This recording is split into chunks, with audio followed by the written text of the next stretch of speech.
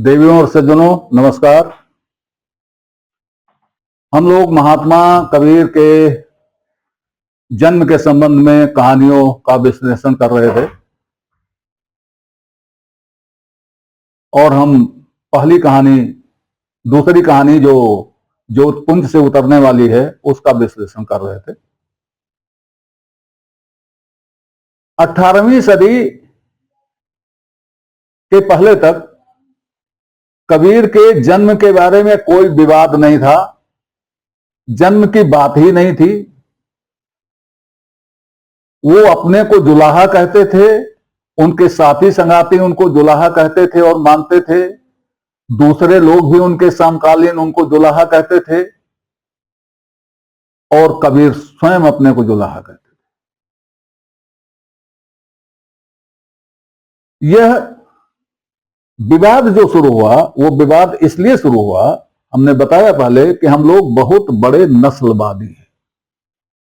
हम लोग ये पचा नहीं पाते कि एक जुलाहे में इतना ज्ञान कैसे हो गया और जिनको हम हिंदू कहते हैं, हिंदू ग्रंथों का, वैदिक ग्रंथों का, संस्कृत में लिखे ग्रंथों का इतना ज्ञान कैसे हो गया।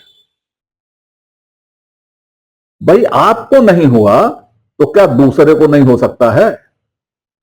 आप तो इन पोथियों को ताखे में रखे रखे आपकी 7 पुश्तें चली गई, आपको ज्ञान नहीं हुआ तो दूसरे को भी नहीं हो सकता है। दूसरे ने उसको पढ़ा, उसको उल्टा पलटा देखा, उसको ज्ञान हो गया। तुम रखे हुए तुमको ज्ञान नहीं होगा और इसका दोष तुम रख पर दोगे। अगर इसका दोष रख पर दोगे तो मेरा प्रश्न बड़ा तीखा है, झेल नहीं पाओगे। आप अपने को किसी ऋषि का रक्त कहते हो, उस ऋषि का ज्ञान कहां गया आप में है क्या? कहां से दूषित हो गया? जवाब दोगे? आप नहीं दे पाओगे। इस तरह के प्रश्न होने नहीं चाहिए कि जुलाहा होकर के उसमें इतना ज्ञान कैसे आ गया। लेकिन हम तो किसी को रोक नहीं सकते और कोई रोक नहीं सकता। तो लोग इस पर लग गए कि जुलाहा होकर के कबीर को इतना ज्ञान कैसे हो गया। तो एक तो यह हुआ, लोग खोजने लगे। पंथ को दिक्कत यह हुई कि पंथ ने देखा कि उसका अपना पंथ पुरुष जुलाहा है तो काम कैसे चलेगा। तो वो अपने पंथ पुरुष से जुलाहे का ठप्पा हटाना चाहते थे और अपने पंथ पुरुष को सबका दादा बताना चाहते थे। इसलिए उन्होंने कबीर को ज्योतपुंज से उतार दिया। उनका दोनों काम हल हो गया। कबीर ज्योतपुंज से उतरे तो सबके दादा हो गए और कबीर ज्योतपुंज से उतरे तो उनमें जुलाहे का कुछ नहीं रहा और जुलाहे के यहां जो पले वो तो उनकी इच्छा थी। अब लोक को इनकार तो कर नहीं सकते थे, लोग तो उनको जुलाहा मानता था। देखिए राघव दास जी क्या कहते हैं, मैंने बताया पिछले अंक में उनके 2 पदों को। एक पद में तो उन्होंने कहा जाति जग कहे जुलाहो और दूसरा कहा उन्होंने काशी कर विश्राम। दूसरे पद में उन्होंने कहा प्रकट भयो। ये दोनों का अंतर मैंने आपको बता दिया। तो उस समय राघव दास जी भी और लोक भी कबीर को जुलाहा ही जानता था। पंथ ने उनको ज्योतपुंज से प्रकट किया, ये पंथ ने किया। मैं बता चुका हूं कि दूसरा जो बर्वे उनका बर्वे है वह दूसरा, वो है पंथ की बात करने में। जिनमें उनको स्वतंत्रता नहीं थी वही लिखना था, वही कहना था जो पंथ ने कहा है। अब इसमें यहां पर मैं ज्योतपुंज से उतारने की बात कहां से आई या बुद्धि कहां से आ गई पंथियों में, इसका संबल कहां से मिला, ये भी मैं बता रहा हूं। बीजक में कबीर वाणी है, चौपाई है, कहियत मोहि भइल जुग चारी, समुझत नाहि मोर सुत नारी। इसका सीधा सा अर्थ लगा लिया लोगों ने कि मुझको कहते 4 युग हो गया और मेरे लोग इसको समझ नहीं रहे। कभी ऐसे ही सीधी वाणी लिखता है, कबीर सीधी वाणी लिखने के लिए जाने जाते हैं, कबीर तो टेढ़ी वाणी लिखने के लिए जाने जाते हैं। कबीर अभिधा में नहीं लिखते, कबीर अभिधा की बात नहीं करते, वो या तो लक्षणा में बात करते हैं या व्यंजना में बात करते हैं। तो आप इसको लक्षणा और व्यंजना से समझिए, लेकिन नहीं, कबीर पंथियों को तो इसमें मिल गया। देखिए 4 युग से कह रहे हैं, अवतारी हैं, चारों युगों में अवतार रहे। और इसका एक और नमूना मिलता है, एक पद है जिसमें वो किसी नाथ पंथी को यह बताते हैं कि मैं कब का योगी हूं, तो उसमें बताते हैं कि सतयुग में हम पहिरा पावड़ा, त्रेता झोरी डंडा, द्वापर में हम अड़बंग पहिरा, कलों फिरों चौखंडा। मतलब मैं सतयुग में भी था, मैं त्रेता में भी था, मैं द्वापर में भी था, मैं कलयुग में भी घूम रहा हूं। यहां तक तो अभिधा अर्थ चल रहा है। लेकिन इसका क्या होगा जब वो कह रहे हैं ब्रह्मा नहीं जब टोपी दीना, विष्णुनंद न दीनी टीका, शिव शक्ति के जन्मों नहीं जोग तब हम सीखा। किससे सीखा भाई? तो चारों युगों में होने के बाद युग कौन कौन से हैं, ये तकनीकी शब्दों को आप देखेंगे तो आप पाएंगे कि रोज हमारे ऊपर से कई कई युग निकलते हैं। कभी हमारे ऊपर सतयुग होता है, कभी द्वापर होता है, कभी त्रेता होता है, कभी कलयुग होता है। इस कलयुग में भी सतयुग है, सतयुग में भी कलयुग है। ये देखिए, पढ़िए आप तो आपको मालूम होगा, ये तकनीकी शब्द हैं युग। और कबीर अपनी उनकी वाणी को देखा जाए तो युगों की कोई व्यवस्था स्वीकार नहीं करते, वो युगों की व्यवस्था पर व्यंग करते हैं। और कबीर यह कहते हैं आवे जाए सो माया, जो आए और यहां से जाए, जन्मे और मरे, आए और जाए, वह माया है, ब्रह्म नहीं है, ईश्वर नहीं है, वो माया है। तो जब आप कबीर को इस दुनिया में लाते हो तो चाहे ज्योतपुंज से लाओ, चाहे जैसे लाओ, अगर वो दुनिया में आ गए तो माया है, क्योंकि वो आए भी और गए भी, तो माया है वो। कबीर साहब की अपनी परिभाषा से वो माया है। लेकिन नहीं, चला दी गई।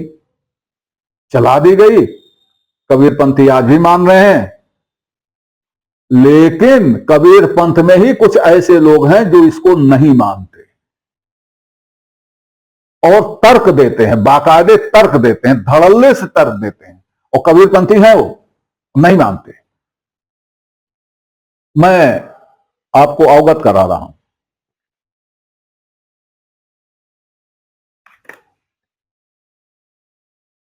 एक परम संत हुए हैं जो अब निज स्वरूप लीन हो गए हैं, करीब 4-5 वर्ष हुए, अभिलाष साहब। इन्होंने कई पुस्तकें लिखी हैं और इन्होंने कबीर पंथ से भी अवगत कराया है, कबीर से भी अवगत कराया है। इन्होंने हमको वेदों से भी अवगत कराया है, पुराणों से भी अवगत कराया है, बहुत सारी चीजों से इन्होंने अवगत कराया है। खैर, इन्होंने अपने कबीर दर्शन नाम की पुस्तक में जो कहा है उसका कुछ अंश मैं आपको सुना दे रहा हूं, पढ़कर।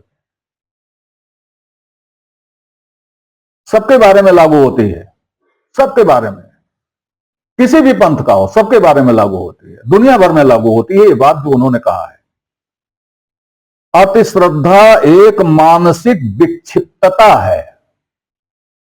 तीखे शब्द देखिएगा, अति श्रद्धा एक मानसिक विक्षिप्तता है। यह दूसरे मत वालों के प्रति हिंसा भाव प्रकट करती है। सभी मत के भक्त अपने गुरुओं तथा इष्टों को सर्वोपरि सबका दादा अतिमानव तथा परमात्मा सिद्ध करने में व्यस्त हैं। तब हमारे कतिपय गुरु भाई कबीर पंथी ही पीछे क्यों रहें? अतएव उन्होंने भी गुरुवर कबीर के लिए अतिमानव होने की कल्पना की। कबीर दर्शन पृष्ठ 35। देखा आपने? अब उनके इस कथन के बाद उसी कबीर दर्शन नाम की पुस्तक के पृष्ठ 36 पर एक कथन और देखिए। श्रद्धेय मां सीता को पृथ्वी फोड़कर निकलना तथा अंततः पृथ्वी में समा जाना बताया गया। राम को क्षीर भोजन से पैदा बताया गया, तो कबीर साहेब की भी उत्पत्ति कुछ इसी संदर्भ में पाकर उनके भक्तों द्वारा उनको कमल फूल पर अवतरित तथा अंततः फूलों में विसर्जित होना बताया गया। यह मिथ्या धारणा केवल श्रद्धा की उपज है।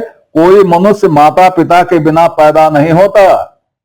राम भी मनुष्य थे, सीता भी मनुष्य थी और कबीर भी मनुष्य थे।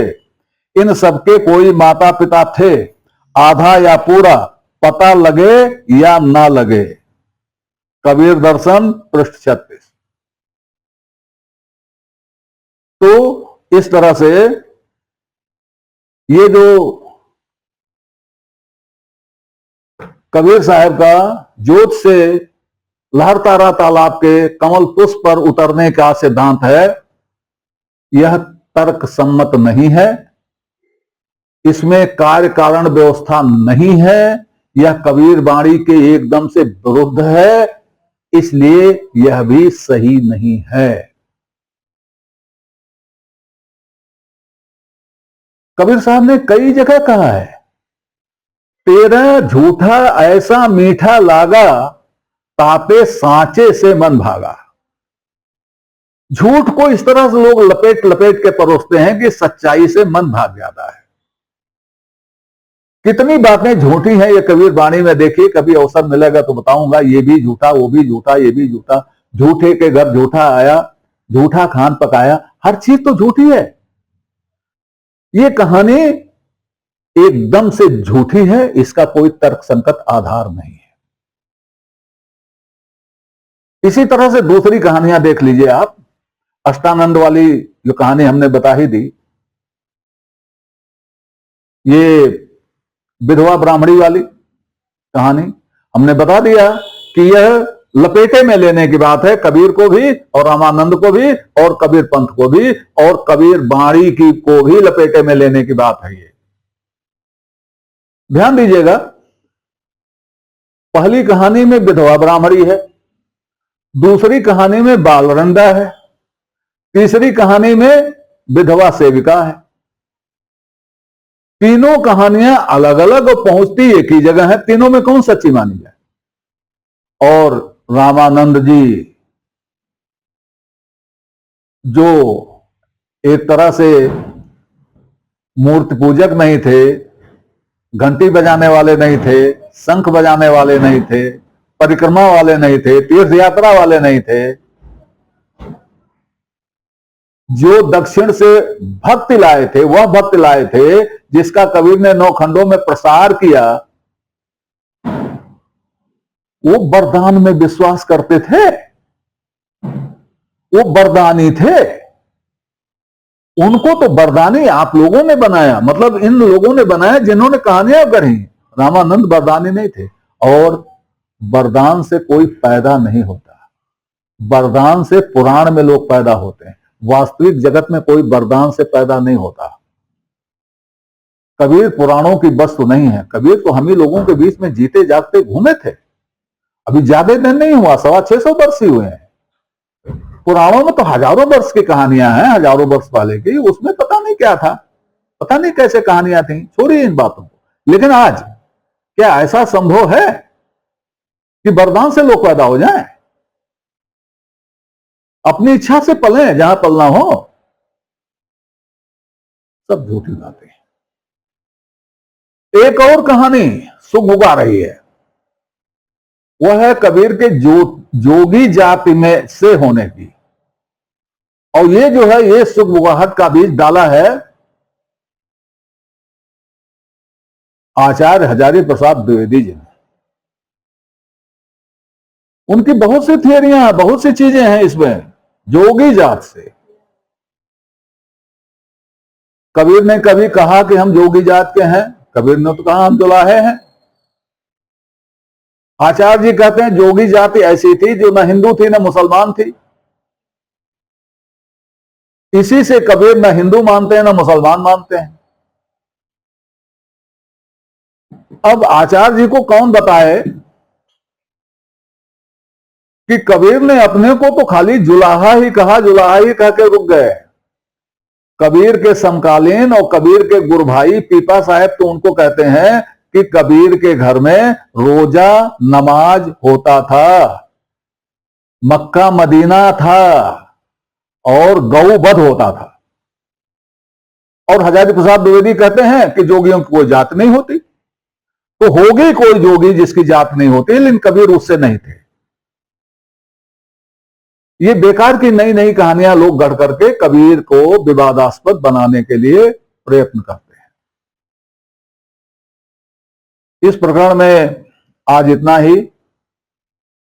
आगे कबीर के जन्म की वह कहानी बताऊंगा जो इन सब से थोड़ी अलग है।